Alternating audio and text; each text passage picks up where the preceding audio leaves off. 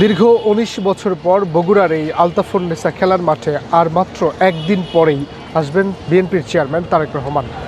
দর্শক, বিএনপির চেয়ারম্যানের এই নির্বাচনী সফরকে কেন্দ্র করে আমরা যেটি দেখেছি যে বগুড়ার যেই নেতাকর্মীরা তারা রয়েছে তারা অনেকটাই কিন্তু উচ্ছ্বসিত এবং উজ্জীবিত। আমি যদি আপনাদেরকে তারেক রহমানের যেই নির্বাচনী সফর সূচিটিগুলো জানাতে চাই, নির্বাচনী জনসভায় যোগ দিতে তারেক রহমান বৃহস্পতিবার প্রথমে রাজশাহীতে যাবেন। ওই দিন দুপুর 12:30টায় তিনি রাজশাহীতে পৌঁছাবেন। ঐতিহাসিক যে রাজশাহী আলিয়া মাদ্রাসা মাঠ রয়েছে সেই মাঠেই তিনি জনসভায় বক্তব্য রাখবেন। সেখানে তিনি ধানের শীষের প্রতীকের প্রার্থীদের পরিচয় এবং তাদের হাতে আনুষ্ঠানিকভাবে ধানের শীষ প্রতীক তুলে দিবেন। বিকেলে তিনি নওগাঁয় আরও একটি জনসভায় তিনি অংশ নেবেন এবং সেখানেও তিনি ভাষণ দেবেন। নওগাঁর জনসভা শেষে বিএনপির চেয়ারম্যান বগুড়ার উদ্দেশ্যে রওনা দিবেন। প্রতিমধ্যে দুপচাচিয়া ও কাহালুতে পথসভায় বক্তব্য রাখবেন। এরপর রাতে বগুড়ায় ঐতিহাসিক আলতাফুন্নেসা খেলার মাঠে জনসভায় বগুড়াবাসীর উদ্দেশ্যে ভাষণ দিবেন বিএনপির চেয়ারম্যান তারেক রহমান। দর্শক, আপনাদেরকে জানিয়ে রাখতে চাই যে বগুড়ায় যে একটি হোটেল রয়েছে, হোটেল নাচ গার্ডেন, সেই নাচ গার্ডেন কিন্তু ইতিমধ্যেই সজ্জিত করা হয়েছে।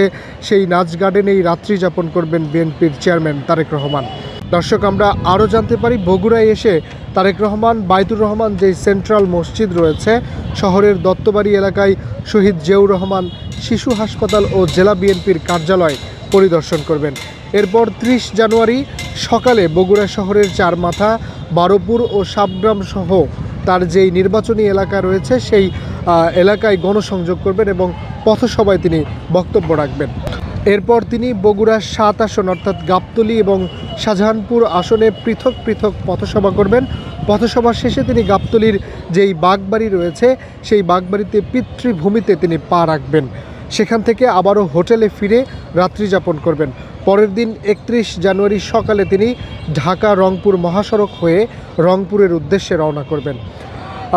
দর্শক, আমরা দেখেছি যে এই তারেক রহমানের যেই নির্বাচনী সফর, সেই সফরে অনেক মানুষ, অনেক নেতাকর্মী তারা কিন্তু রাস্তায় দাঁড়িয়ে এবং বিভিন্ন জনসভায় দাঁড়িয়ে তাকে স্বাগত জানিয়েছে। আমরা যেমনটি জানতে পেরেছি যে বগুড়ার এই আলতাফুন্নেসা খেলার মাঠে প্রায় লক্ষাধিক মানুষের সমাগম ঘটবে।